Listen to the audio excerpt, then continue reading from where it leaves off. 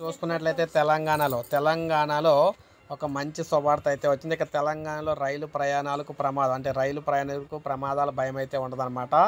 దాదాపు తెలంగాణలో 389 కిలోమీటర్ల పరిధిలో ఏర్పాటు చేసిన ఆటోమేటిక్ బ్లాక్ సిగ్నలింగ్ సిస్టంతో ఇక నుంచి ఎవరికీ ప్రమాదాలు అయితే కావు.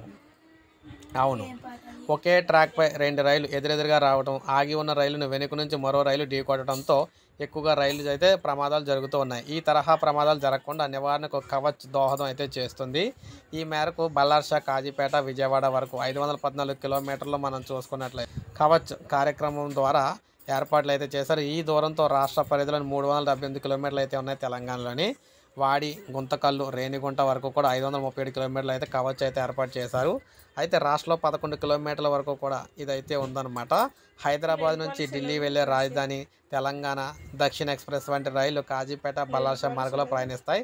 సికింద్రాబాద్, విశాఖపట్నం వందే భారత్తో పాటు East Coast, Garib Rath, Godavari, Charminar, Simhapuri, Satavahana, Padmavati, Gautami, Golconda, Konark Express వంటి రైళ్లు కాజీపేట, విజయవాడ మార్గంలో రాకపోకలు సాగిస్తూ ఉంటాయి. వీటికి సంబంధించి మొత్తంగా చూసుకున్నట్లయితే ఈ ట్రైన్లు వీటికి సంబంధించి ఇక్కడ నుంచి అయితే ఎట్టి పరిస్థితుల్లో ప్రమాదాలు అయితే జరగవన్నమాట. ఎందుకంటే ఇక్కడ నుంచి వీటికి సంబంధించి సిగ్నలింగ్ వ్యవస్థలో మొత్తం మార్పులు చేశారు. ఇక ఈ ట్రైన్స్కి అయితే ప్రమాదం అయితే ఉండదు. ఇది తెలంగాణ ప్రజలకు ఒక మంచి గుడ్ న్యూస్ అని చెప్పుకోవచ్చు. సో ఒక లైక్ చేయండి, సబ్స్క్రైబ్ చేసుకోవాలి, మన ఛానల్ సబ్స్క్రైబ్ చేసుకొని